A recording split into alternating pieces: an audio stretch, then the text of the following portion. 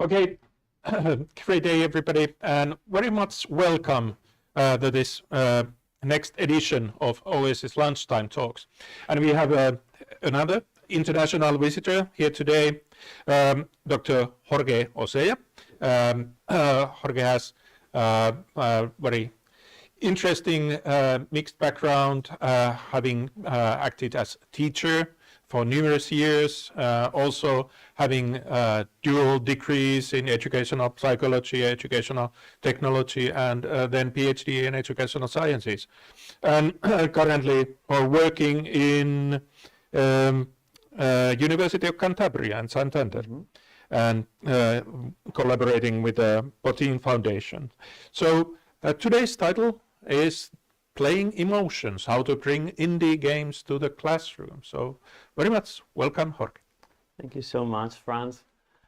It means the world to me being here. Thank you all for coming, and thanks, Franz, not only for this introduction, but also for opening the doors of this, your academic house.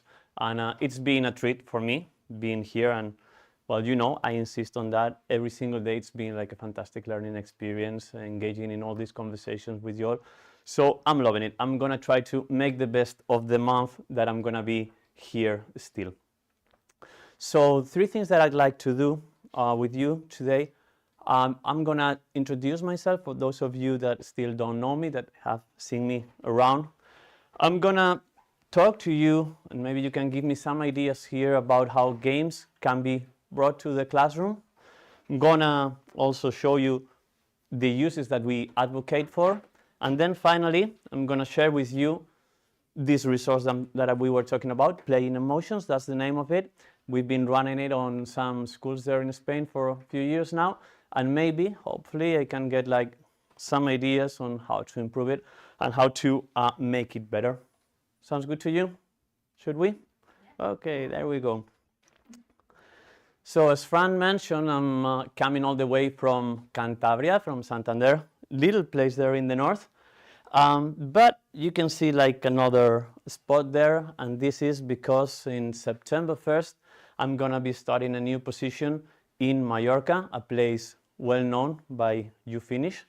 You have direct flights there, even from Tampere. I realized that, so it's kind of funny. So remember that if you're visiting me, if you do that before September the 1st, it needs to be in Cantabria. If it's later on, you have to go to Mallorca. Both places, I tell you in advance, they are like kind of nice. I want a senior researcher position, and that's why I'll be moving to this university. Well, as Franz said, I'm a teacher, and I still consider myself a teacher. I've been working mainly in elementary education and also in secondary education, some years even in kinder. So yeah, I've been exposed to kind of many educational experiences. I was thinking on bringing here some of those. Those two are like kind of extremely different. The one up there, those are pictures from our home region, Cantabria. Super tiny school there, Peñarrubia, in Picos de Europa, that has 12 students in total. I mean, not per class, but 12 students. As you can see there, there's like this 6th grader with this guy there in kindergarten, and they work together. It's one of these few remaining rural schools there in the mountains of Cantabria.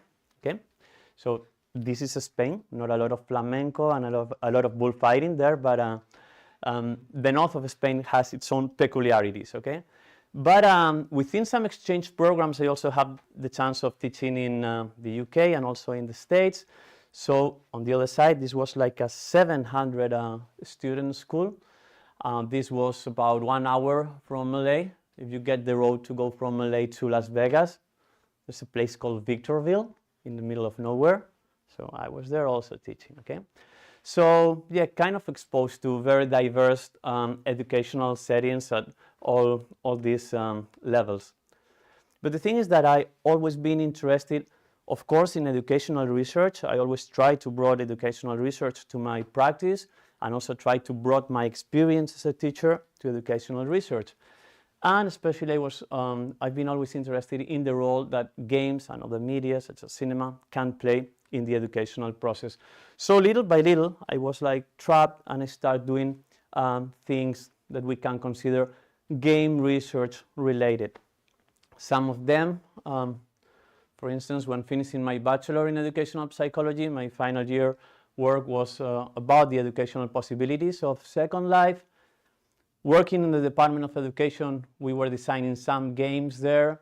While I was in the States, then I got an award for doing my master there. I did it in the field of educational technology, and this was within the gamification hype. So a lot of the e-learning solution, for good or for bad, I see your faces now.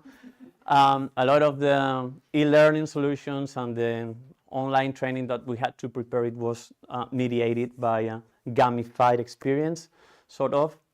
When coming back to Spain with a bunch of friends and family, so exactly what you are not supposed to do in business, we launched this project called EcoMind, which was a kind of Yelp or TripAdvisor to promote responsible consumption through gamification. And yep, little by little I was trapped by educational research. I got some funding, and I finished my PhD entitled Design Experiences to Promote Civic Competencies, which is one of the key competencies in the context of the European Union. Okay, so yeah, I always try to have like this balance between academia and teaching, but I was trapped by the dark side, and I end up working in academia, it seems. Well, who knows about the future, but so far it seems that I'm here. I got my full-time position at the University of Cantabria. And I would like to stop 1 second here, because one of the student teachers that I have there is here today. So I would like you to say hi to David, a student teacher of mine. This is like crazy, but he's doing his internship in Tampere International School. Can you believe that? I mean, it's like, and we didn't know that at all. But we just start talking like, hey, we have some people in Finland. Yes, where are they? Tampere. And then we start talking, and seems to be here. So maybe, David, you are somewhere there. You know this class definitely, huh? You've been there a lot. So, and yeah, I teach some subjects there related to innovation in education, with media, with school management, and so on. But you know that in the university we have to do many things besides teaching.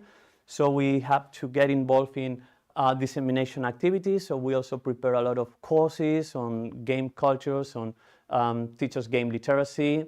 We also do some summer courses.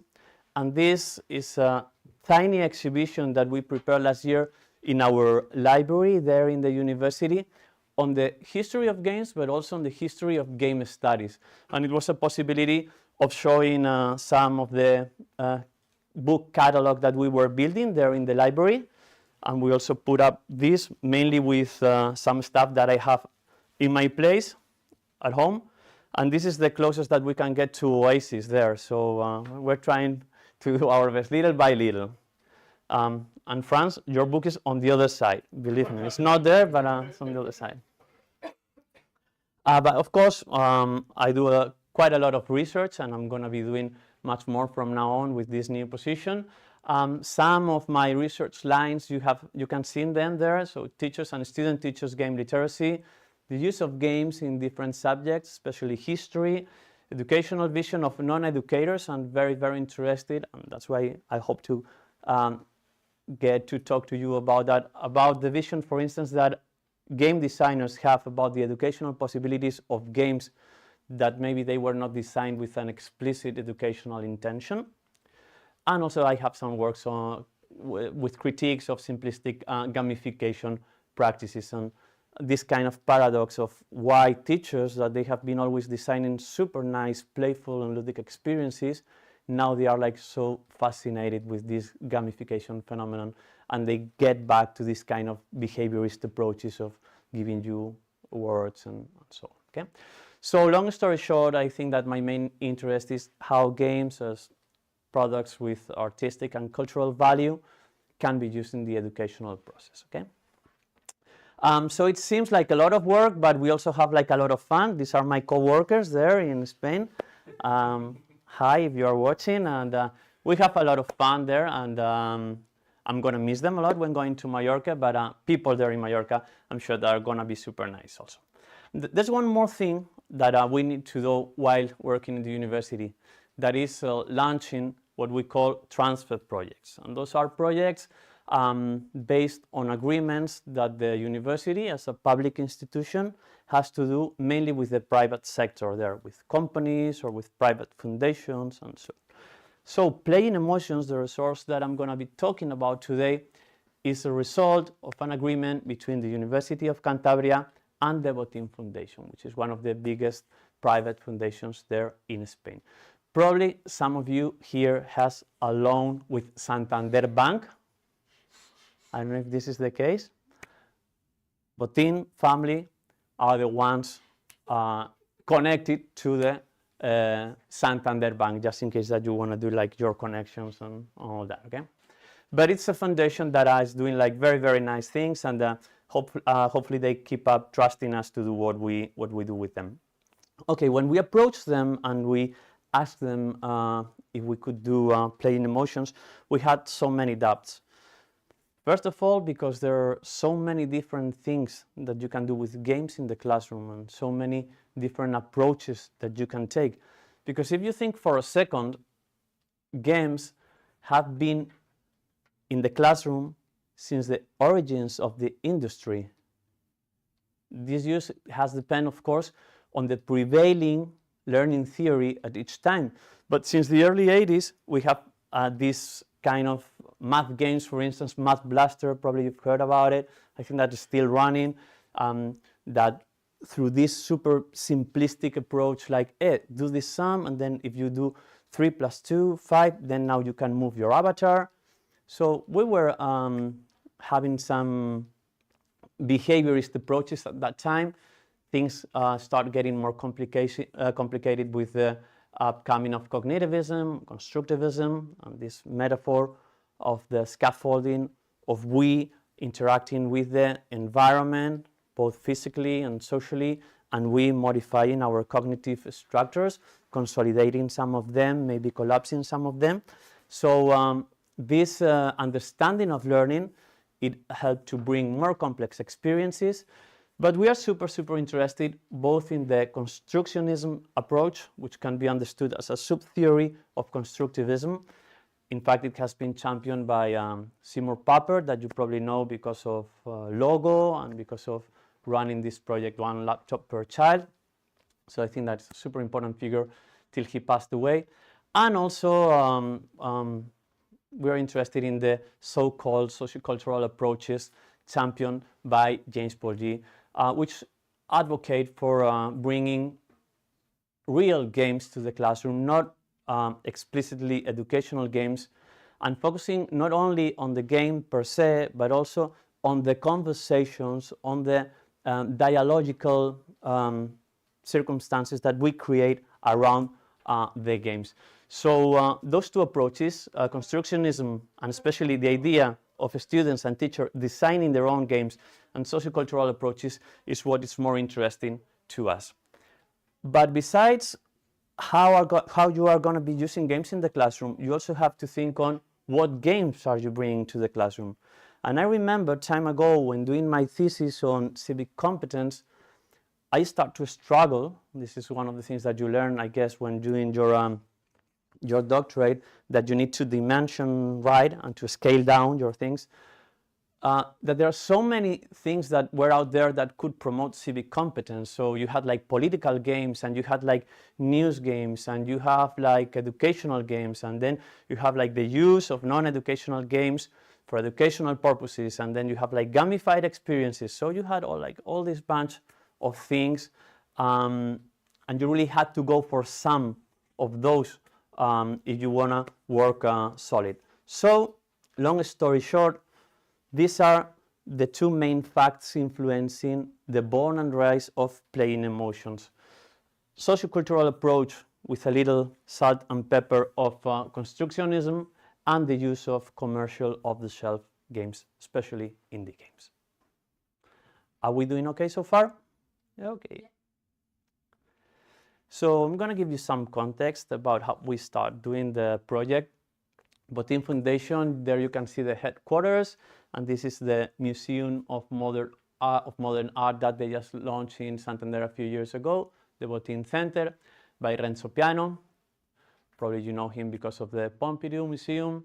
And as I'm saying, I mean, this was a foundation that was doing very nice things, working in different areas. They had a water observatory. You know that we have problems there with water in Spain, rural development, and so on.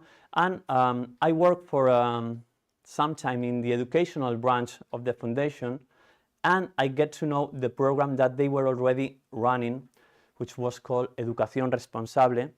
And even before Playing Emotions, it was a very, very nice project by itself.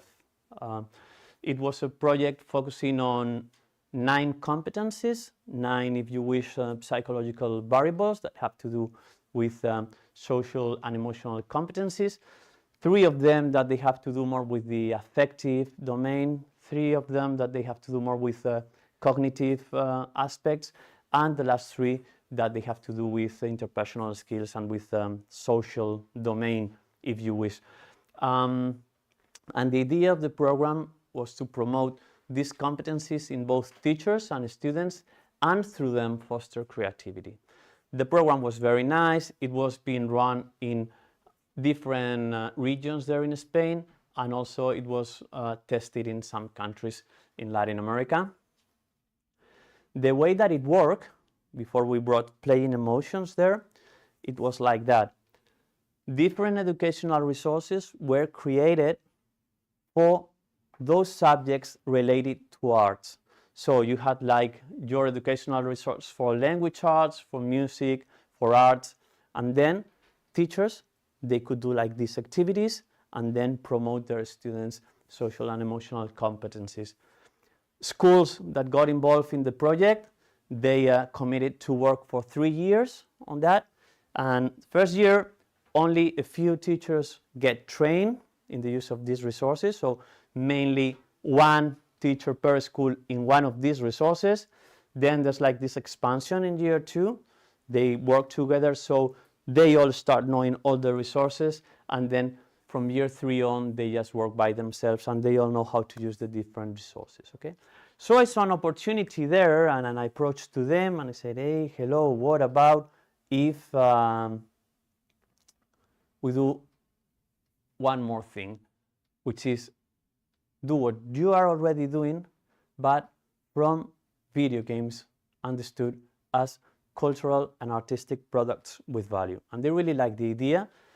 And now you can see the whole picture. Playing Emotions is one extra resource within the whole thing. So when a school gets involved in that, they are also trained in Playing Emotions, and they also do with their students activities by using video games, especially independent games, okay?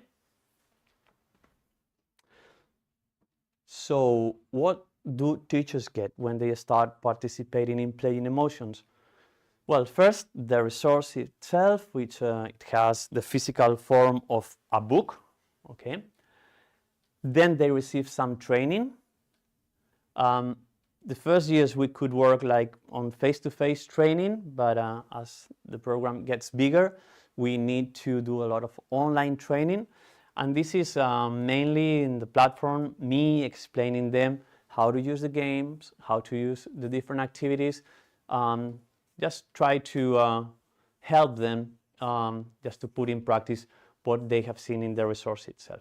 And once that they are enrolled in the platform, they see the videos, they apply the activities with their students, and then in the forums, in the threads, they just document what they are doing, they share it with other teachers, and we just certify the experience and we give them the credential, and we say, hey, okay, now you know how to use Playing Emotions, okay? This is the way that it works. Okay, so I'm gonna get a little in detail into how the whole thing is structured. It has 2 very differentiated parts. First of all, it's kind of a theoretical framework which aims to make teachers literate on games and at least share a common vocabulary with their students, okay? So that they can talk about AAA, they can talk about indie games, they can talk about genres, they can talk about all these things, okay? Right now it's funny because we start to see very, very funny conversations there. For instance, when teachers want to introduce playing emotions, they approach to students, and now, because they are like literate enough, they start saying like, okay, I have some good news, we're going to be working with games, but you need to know that I don't care at all about mainstream games, I don't care about AAA games, we're going to be working with indie. And then the students are like, wow, she knows more than me maybe, or I definitely can talk to her, you know. So very nice conversations that they are having with them. So this kind of theoretical framework, it's funny, one teacher said to me when we were doing the training, because we also talked to them a little about game studies and about the discipline itself, and this was a kind of a revelation when he said to me like, okay, Jorge, so let me see if I get it right. What we are doing here to become like game literate is like doing these game studies for dummies, isn't it? And I was like, well, not for dummies, let's say game studies for teachers, okay? But definitely, I mean, as I am a teacher, I can't say that.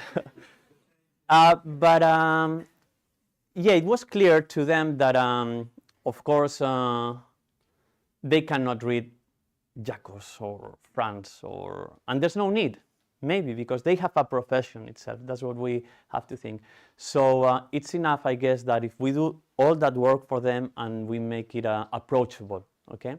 So yeah, this is what we do in this kind of theoretical framework. So we talk about how the different psychological variables that I show you can be worked through in the games. We do a little of what are video games, but without opening the door the way that we do in game studies, okay? A bit of history, about of genres, educational uses, and then why independent games among other possibilities. But still, some of them, they just skip this part and they just go to the activities, okay? Because they are teachers and they want to do things with their students. And when they get there, what they have is, well, a selection of games that we expect to be making bigger and bigger. So far, we have 2 games, and every 2 years, we will be bringing one more. Hopefully, you can help us deciding which is the next game to use. We have some ideas. Then we'll see if I trust you or not. But per game, they have like general recommendations, like where to get it, what is it about, how to use it, price, PEGI, and all that.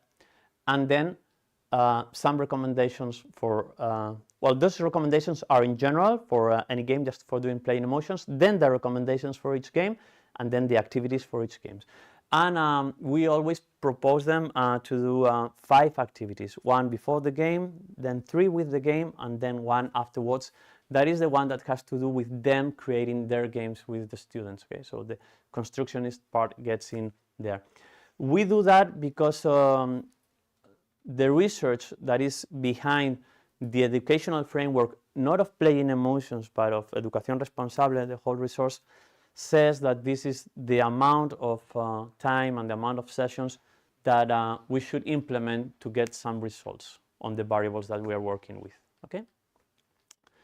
So yes, this is what we do. I'm going very fast through what we do with them through the theoretical framework, but you all being hardcore game studies scholars, there's no need of focusing a lot on that. And then I'm going to move to the activities that probably is the more interesting part for you, and we can try some of them here together, okay? So in this theoretical framework, we give them, on the one hand, some arsenal so that they can face parents with the classic benefits, mainly cognitive benefits, that video games have.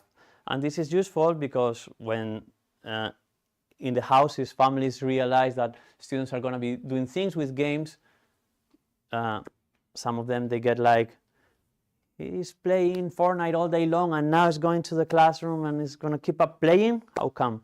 So yeah, we give them some good food there so that they can stop that hit. We also help them to understand how independent games can help to work on the variables that I just mentioned. We give them, because for us, success, it would mean that besides playing emotions, they keep doing things with games, even though it's not with independent games. So we give them some examples of how they can use like commercial, even AAA games in their different subjects. As I mentioned, we got into the what is a game thing, and we showed them a little the canonical definitions, but without being too serious. So yeah, we sing a little of Kalua, but we don't force them to read that and all that, okay? The third classification for them is very useful to understand, for instance, the differences between full-fledged games and gamification. So that stuff, they kind of like it, okay? But again, we don't get too serious. We go over what happened in each decade. Again, as I said, I would love them to go over Fran's book, but we can't do that, you know? So we go kind of a popular culture path of games throughout the years. We go in the question of genres, and we do the same. And then we end up trying to make them understand the possibilities of independent games in the classroom, okay? And this is very useful because I guess that every single teacher in elementary and in secondary education, they are aware of the educational possibilities of cinema. And not only as an instructional resource like, hey, I want you to understand this concept regarding the environment and we are going to be watching a documentary. Not only that, they also realize that cinema is an art form that can move us, that can change us, and that because of our disposition being different after watching a particular movie, then we are going to be different afterwards.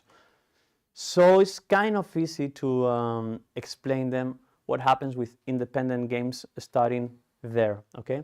So even though they are fans of using cinema in the classroom, they know that Fast and Furious might not be the best movie to bring, or maybe yes, who knows?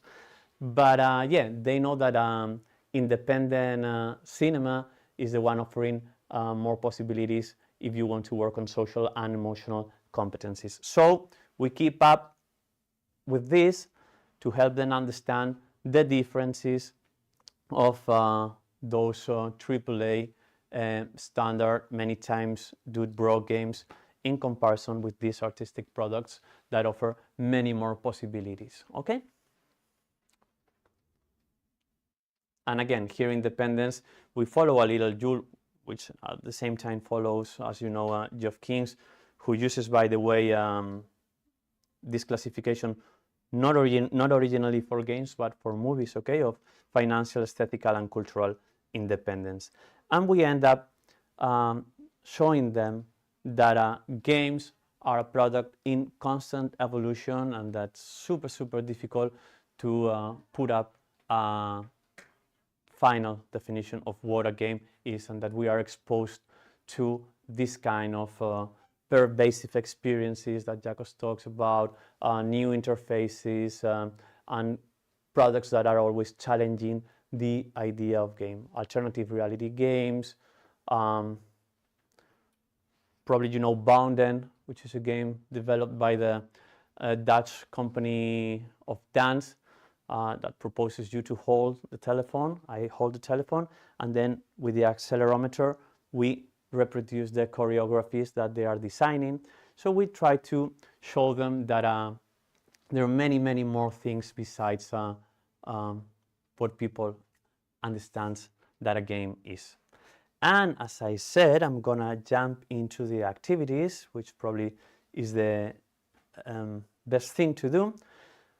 As I mentioned, 2 games so far that we have created activities for, okay?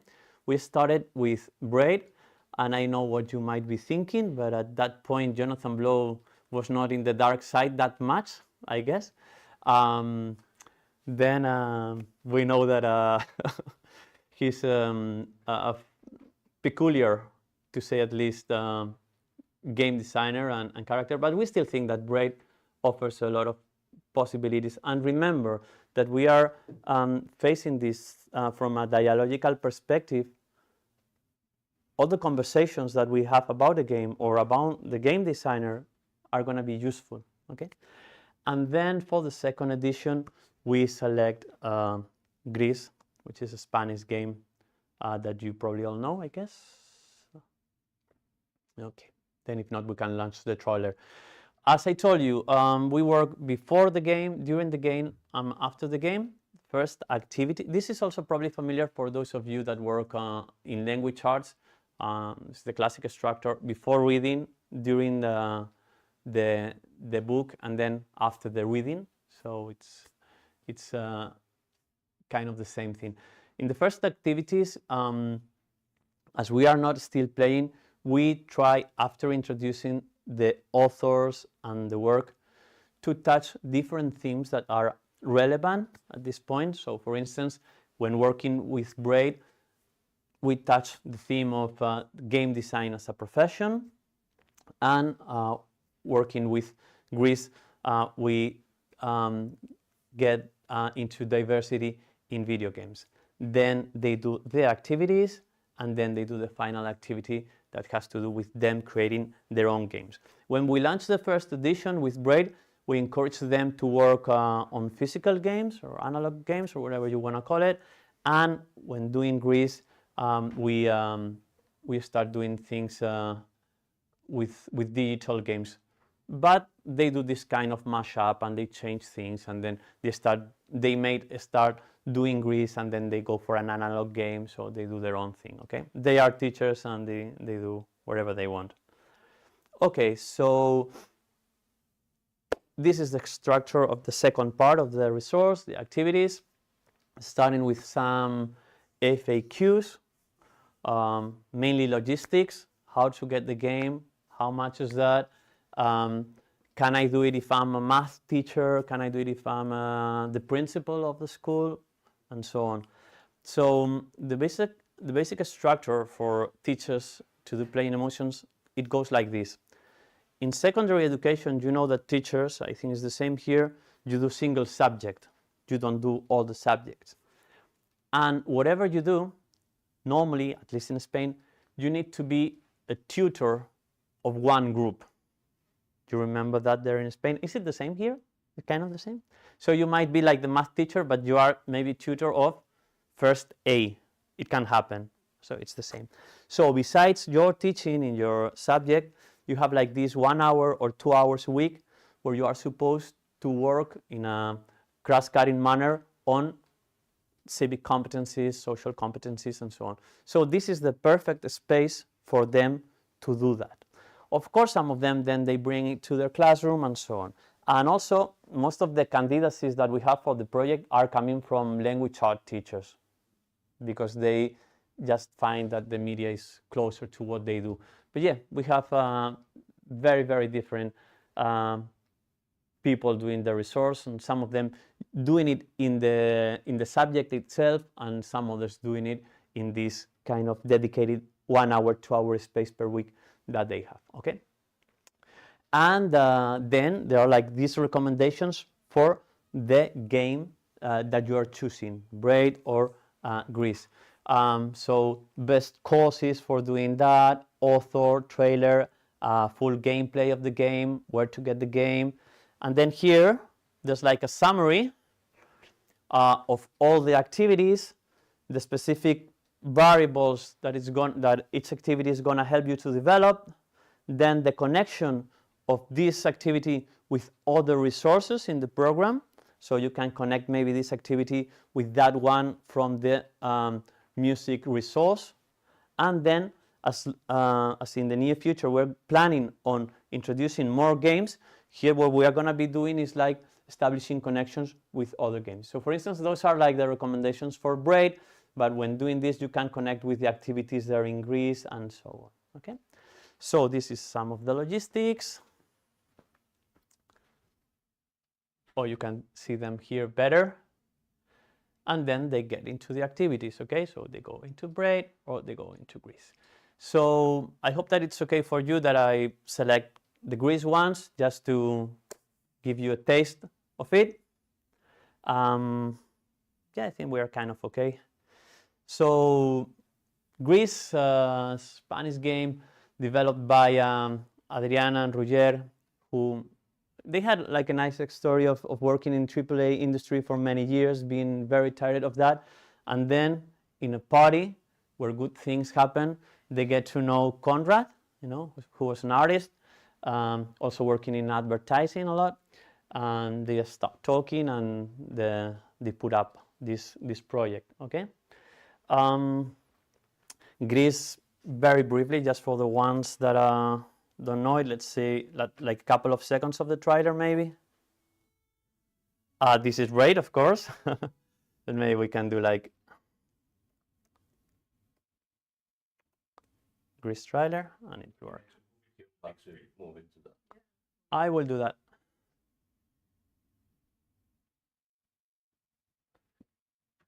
I guess. Okay, I think that I need to pause the PowerPoint for a second. No, it was actually. Oh, it was working? It was. Okay. It's okay.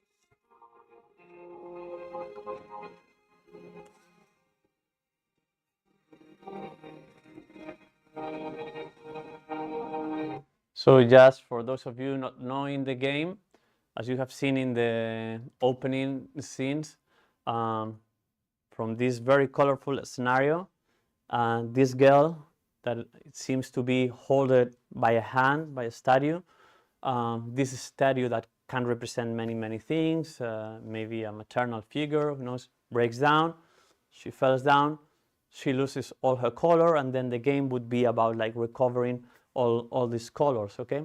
So we try since the very beginning to do this work from the explicit, from what you can see, to the implicit, okay? We follow a lot of Buckingham's textual analysis to do that. And now you let me get back to this. Okay, and then the first activity, just before start playing, as I told you, in this case we want to work on diversity on games, so we prepared for teachers a set of questions to try to overcome with their students certain cliches and stereotypes about who plays video games, what age, do girls play as much as boys, do people play in families, they don't play, and then with some data we try to, as I'm saying, overcome these stereotypes that they might have. Also, we bring some interviews with Conrad, where he complains that the video games that he had played all his life had always had like this very aggressive and masculine type of art.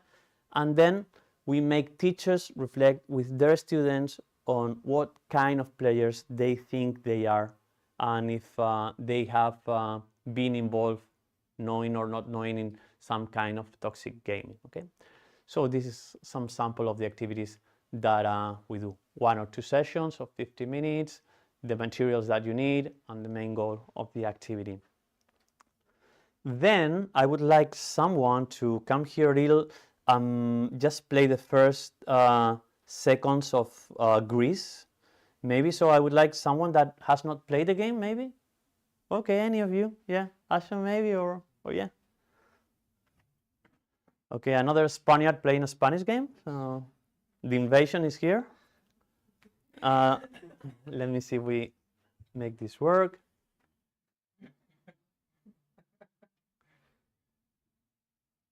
So you haven't played the game? No. Okay. I need to get my Spanish card revoked. So we're gonna set the game just after this fall from this hand that is holding you. And I guess, let me see if this works, because this would be like, oh yes, super nice. Okay, so there you go. And this character has fallen down from this hand that was broken down. Things seems to be black and white. And now what we do, basic scenario, teachers bring one of their students and then everyone is suggesting what to do. So can you like suggest him what to do or where to go? And can you, on the other hand, like listen to your mates? No, like, don't bombard me with messages. No, little by little, but some suggestions, okay? Can I jump?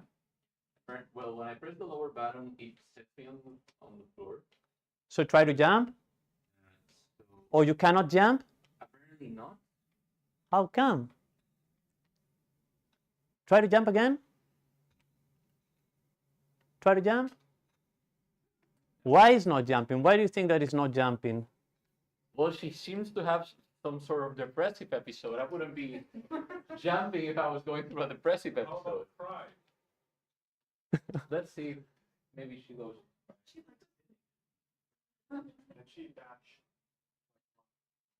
Is there anything else that you can do? Walk.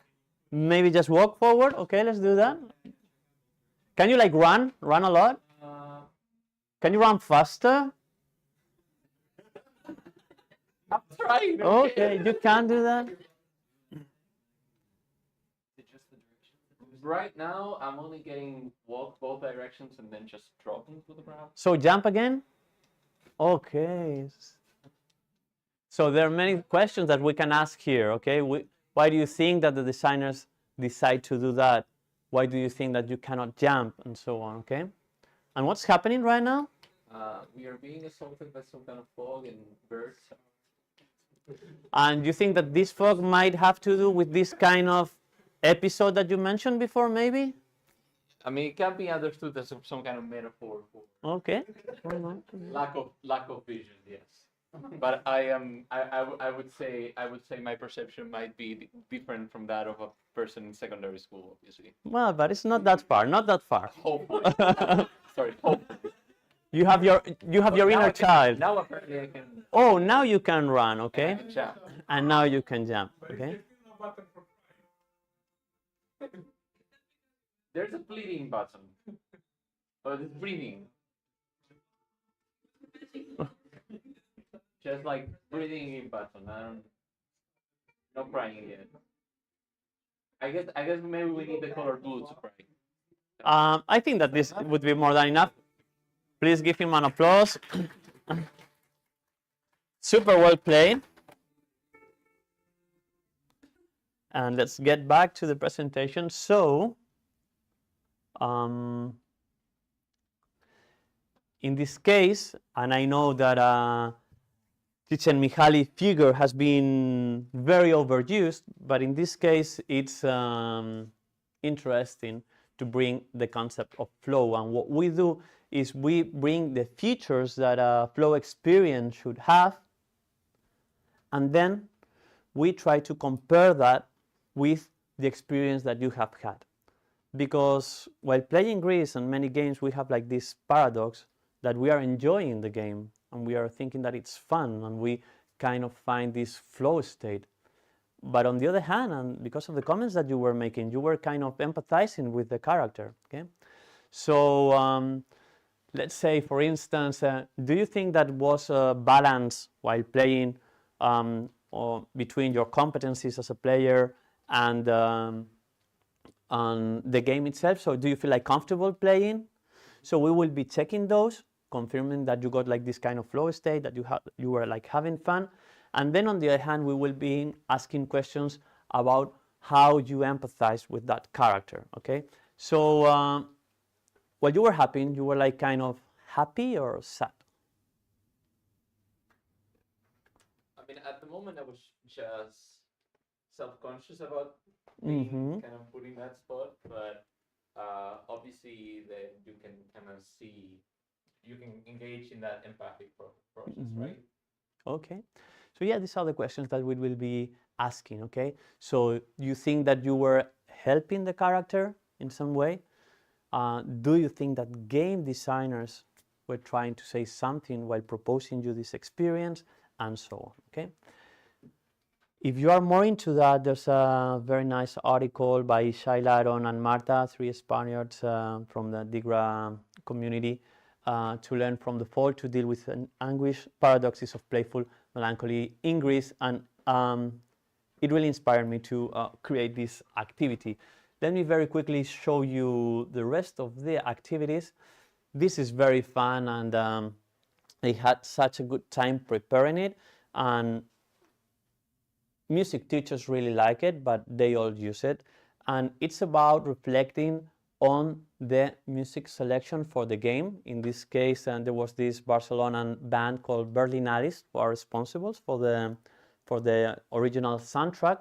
And there's like a very epic moment at the beginning of the game. This is important also. Most of the activities, once that we have chosen the game, we have to put them at the very beginning so they can be done. We cannot design activities like for the second or the third hour of play. Okay, so let me show you this the original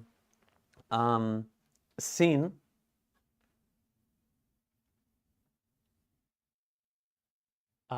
Which goes like this.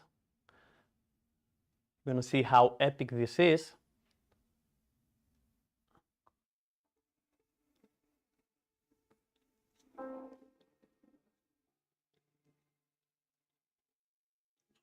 Let me see where it comes.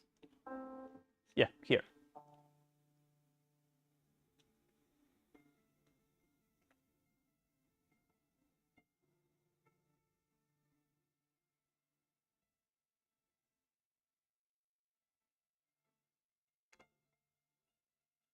And this goes forever.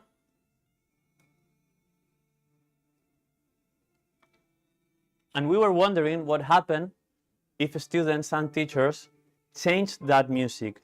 So we allowed them to do that, and I don't know if it was a good idea, because we have seen things like that. Okay, so we've seen Greece with some country music.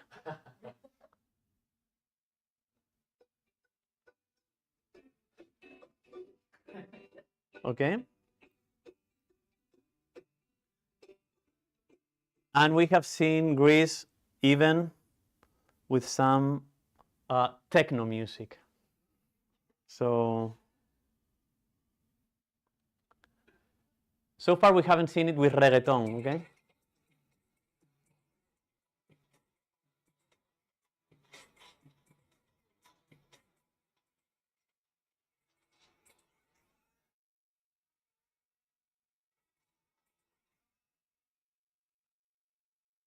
So we can reflect on how music influenced the whole experience.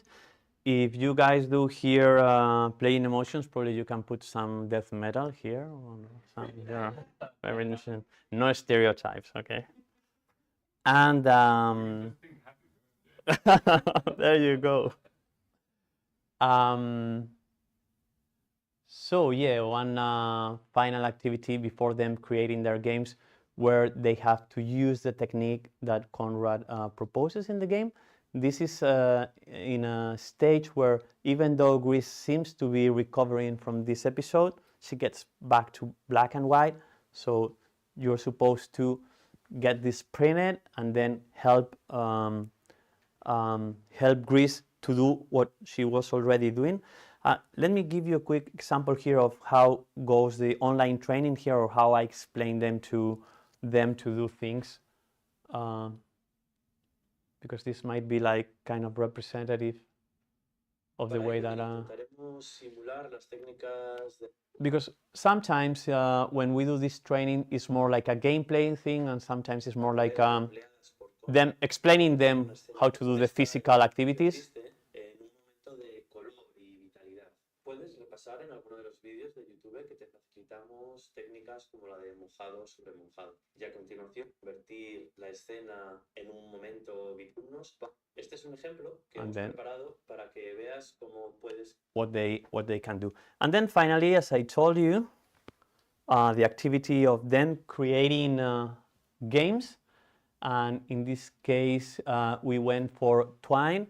We were considering other options, but some teachers were not that comfortable doing even basic coding like Scratch. Some of them were, some others not.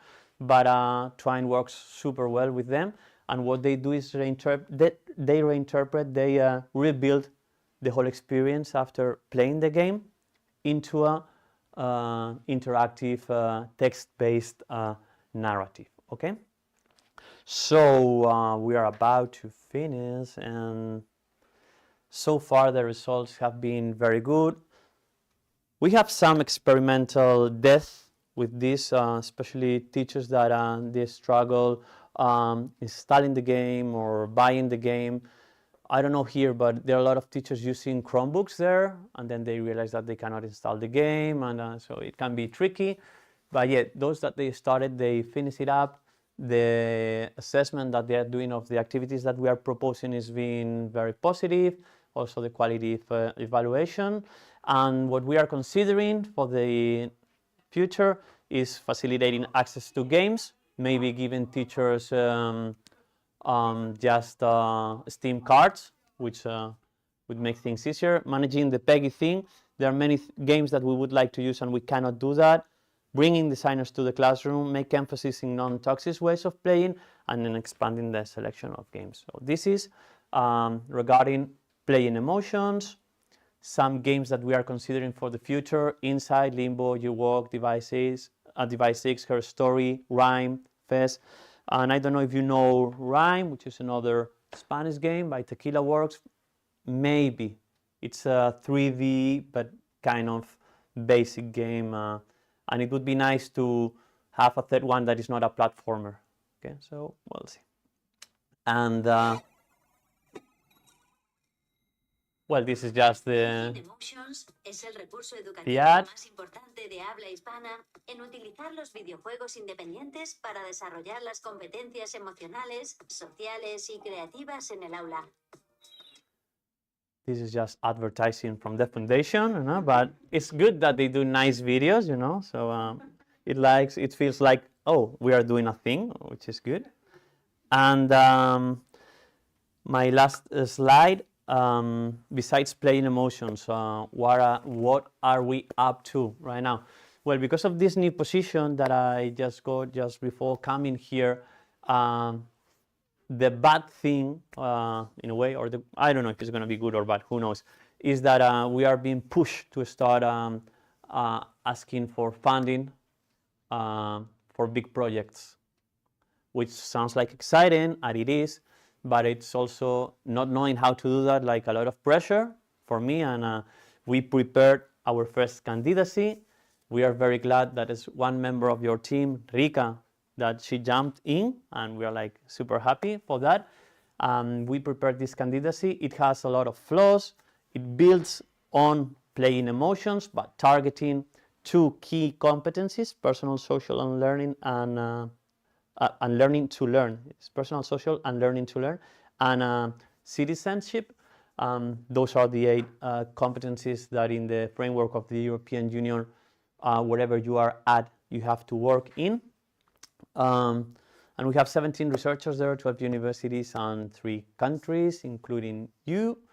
And this was our first try. We are starting to prepare our second try. Maybe I can take it to one of the seminars so you can give it some feedback and we can improve it a little. And yeah, this is all, and thank you so much for your attention.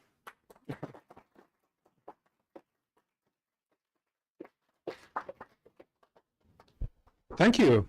That was really, really interesting. So I need to run actually in a couple of minutes, so there will be most like self-serve style of discussion, but I will kickstart it. So my own question is that how do you actually integrate this into the sort of teacher's repertoire? So is this some kind of official accreditation part of this kind of extended training for teachers, and is it then up to the teachers to integrate it into the regular curricula of Spanish schools? Yes.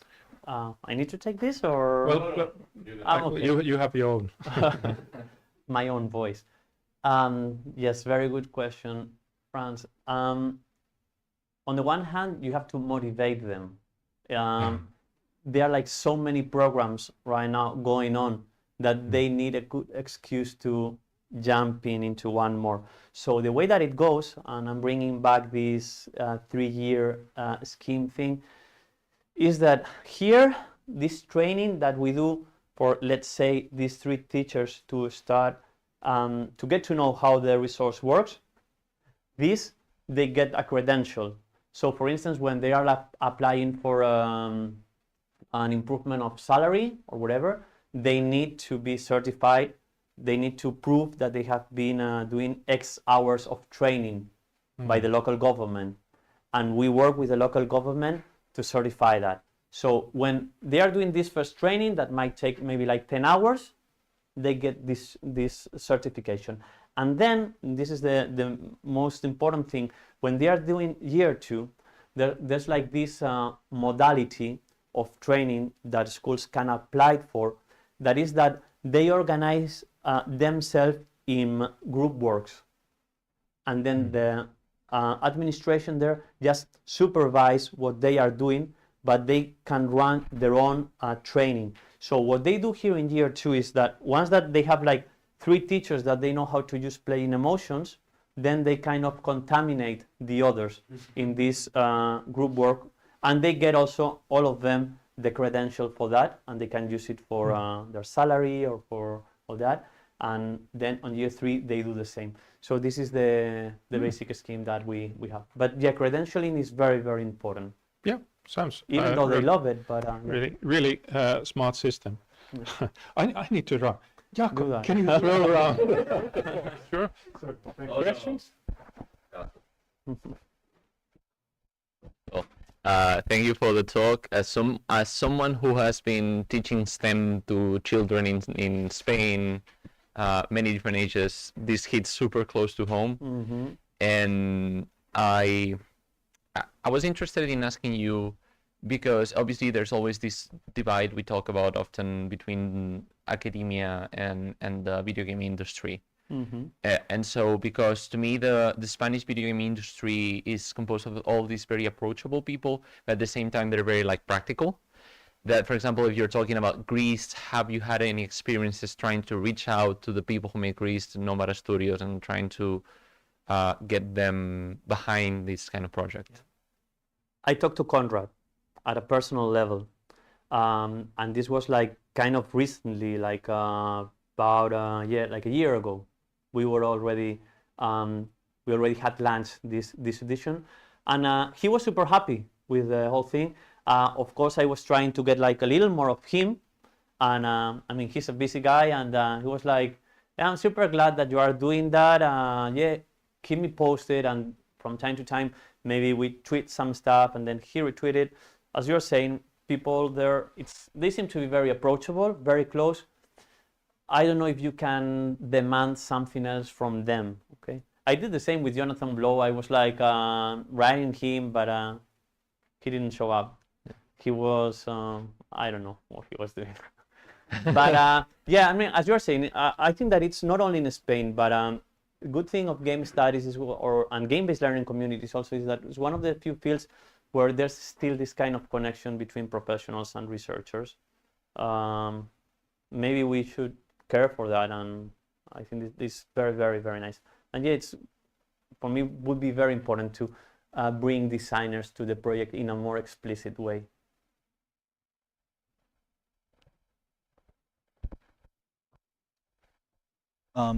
Yeah, I was kind of wondering, how did you develop this program, like the process? Like, who was on your team? How long did it take you to kind of build this tool set framework of how to do this? So far, Yeah. it has been mainly me. Okay. You just, Of course, with the Yeah. help of the people from the foundation. Okay. But if you are asking me, like, who's putting up these activities, whose ideas are those?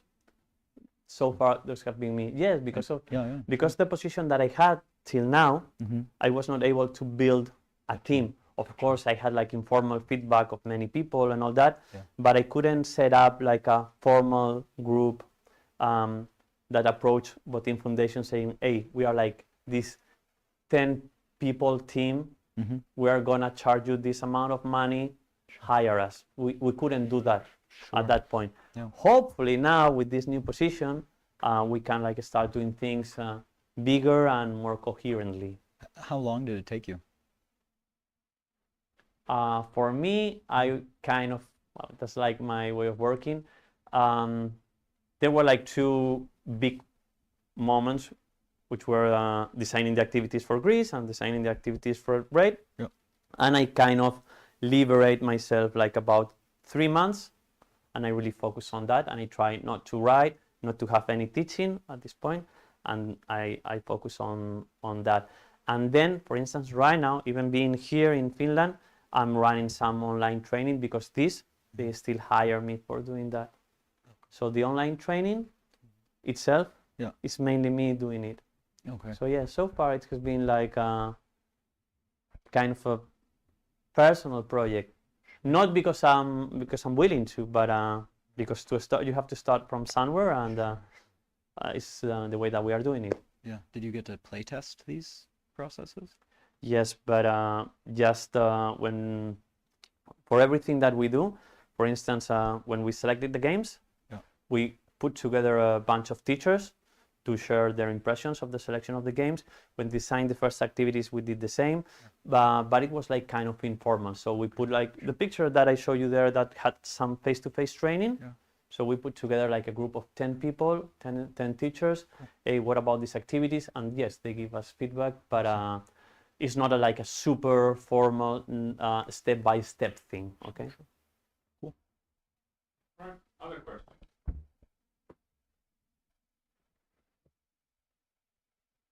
I have a question.